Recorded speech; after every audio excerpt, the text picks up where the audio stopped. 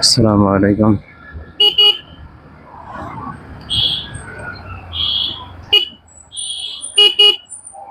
আমি সচরাচর এই টাইমে আসলে ভিডিও করি না।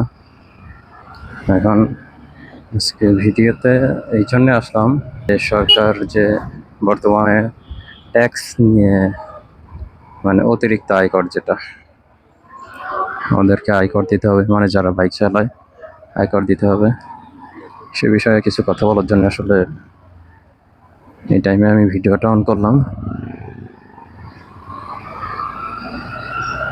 তো যেটা বলতেছিলাম, আয়কর আসলে এটা আমি মাননীয় প্রধানমন্ত্রী তারেক রহমানকে বলবো বিষয়টা আরেকবার বিবেচনা করে। কারণ যখন একটা বাইক বাংলাদেশে ঢোকে, 1 লাখ টাকার একটা বাইক যখন বাংলাদেশে ঢোকে, তখন সে বাইকের পিছে সরকার বলতেছিলাম, যখন 1 লাখ টাকা একটা বাইক দেশে ঢোকে, তখন সরকার 1,56,হাজার টাকা ওইখান থেকে কর নেয়।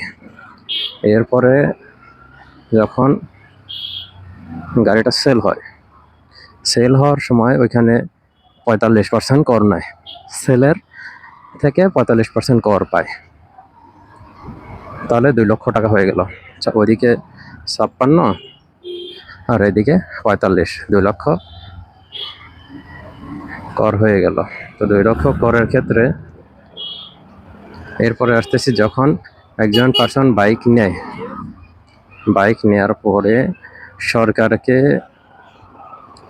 10 বছরের জন্য 22,000 টাকা কর দেয়, আর 2 বছরের জন্য 2300 টাকা করে কর দেয়, 2100, 2300 এরকম কর দেয়।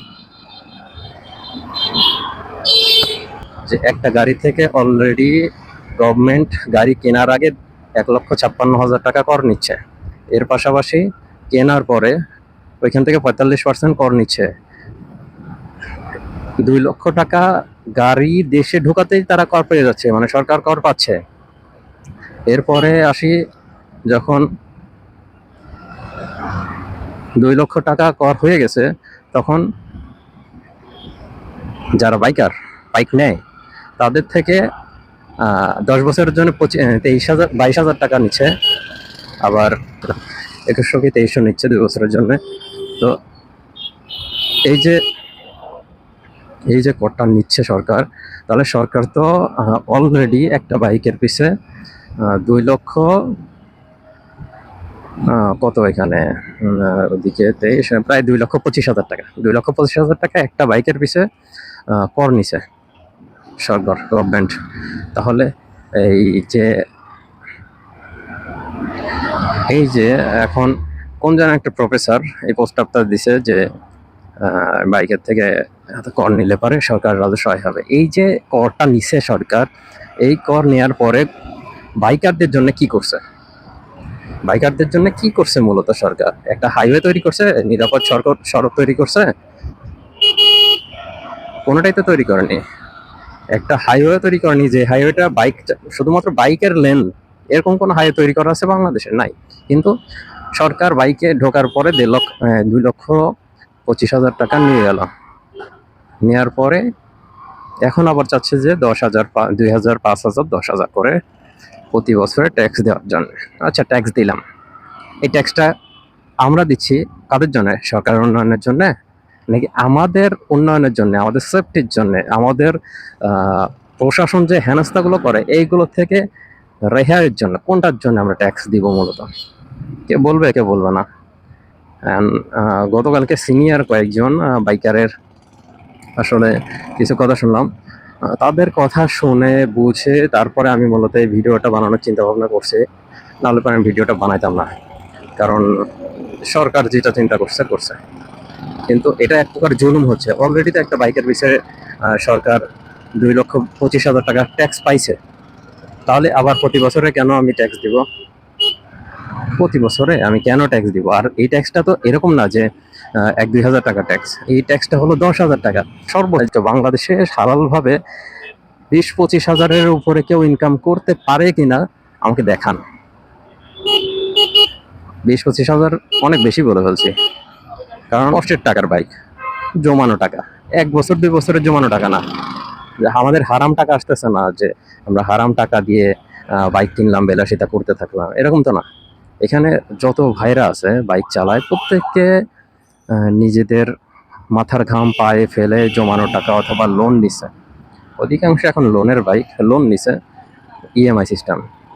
তো লোন নিয়ে বাইকটা চালাচ্ছে, তো লোন তাকে পুরাইতে হয় না, সে লোন পুরাবে, আবার বছর শেষে এই 5,000 10,000 টাকা করেও দিবে। কারণ বাংলাদেশে অধিকাংশ বাইকে হলো 25 সিসির উপরে, 125 সিসির উপরে এবং 65 সিসির মধ্যে অনেক বেশি বাইক। আর 165 সিসির উপরের বাইকটা সংখ্যা কম, তো সেক্ষেত্রে তাদের 5,000 টাকা দিতে হবে। তো 5,000 টাকা যদি একজন ওভার বা পাঠাও চালে ভাই যদি দেয়, তাহলে তার সংসার কিভাবে চালাবে? সে তো 15,000 টাকা তার বাসা ভাড়া লাগে। যে শহরে থাকে তার দেখাতে পারবে কোনো সরকার যে তাকে 15,000 টাকার নিচে বাসা ভাড়া দিতে হয় না?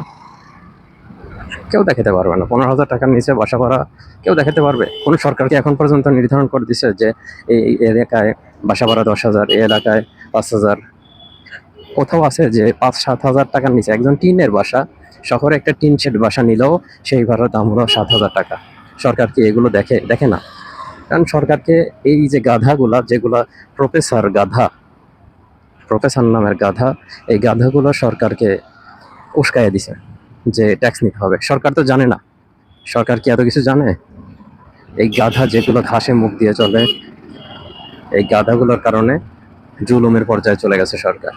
সরকার তো এত কিছু বিচার বিশ্লেষণ করবে, সরকারকে দেখাইছে যে এখান থেকে এত কোটি টাকা রাজস্ব আয় হবে। এত কোটি টাকা রাজস্ব আয় হলে পারে, তাহলে এই রাজস্বটা বাইকারদের কোন উন্নয়নের পিছে ব্যয় করবে? এটার কি ঠিক করছে? যে প্রস্তাবটা দিছে এই গাধা, সরকারকে আমরা ট্যাক্স দিব, সরকার আমাদের কি উন্নয়ন করছে? কোন সরকার উন্নয়ন করছে? একটা বাইকারদের জন্য হাইওয়ে লেন করছে? লেন করেনি। বাইকারদের জন্য নিরাপদ সড়ক করছে? বাইকার না, কোনো ভেহিকলের জন্য নিরাপদ সড়ক নেই। তাহলে কিভাবে হবে? যদি বলি হয়তো কারো গায়ে লাগলে পারে কালকে প্রশাসন এসে ধরে তুলে নিয়ে যাবে, কারণ বাংলাদেশে এটা তো কমন। প্রশাসন এসে ধরবে, তুলে নিয়ে চলে যাবে।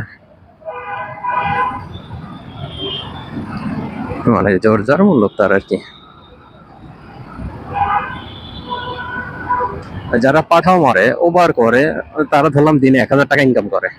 পাঠাও ড্রাইভার যদি মাসে 30,000 টাকা ইনকাম করে, 15,000 টাকা ঘর ভাড়া দিয়ে তার বাচ্চার স্কুল খরচ, তার খরচ, কারেন্ট বিল, সব কিছুতে ট্যাক্স দেওয়ার পরেও যদি বছর শেষে সরকারকে 10,000 টাকা দেয়, সেই 10,000 টাকা সে কোথা থেকে পাবে? ইনকাম সোর্সটা কোথায়? মানে সরকার কি এখন বর্তমানে সরকারকে বলা হচ্ছে যে আপনি ফোর্স করেন, ফোর্স করলে পারে ওরা ন্যায় থেকে অন্যায় পথে যাবে, অন্যায় পথে গিয়ে টাকা ইনকাম করবে, দেশের উন্নয়ন হবে। এই যে এত বাইকারদের থেকে এত কোটি টাকা নেওয়া হবে, এই কোটি টাকা হিসাব কেউ দিতে পারবে? কেউ দিতে পারবে না। কারণ এই দেশটাই হলো মগের মূল্য, বাপ দাদার সম্পত্তি। এই দেশটা হলো বাপ দাদার সম্পত্তি দেশ।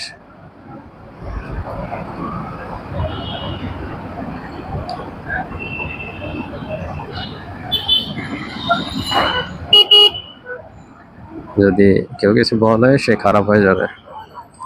অন্যায়ের প্রতিবাদ করা, তবে একটা জিনিস কি, যে অন্যায়ের প্রতিবাদ করে না সে,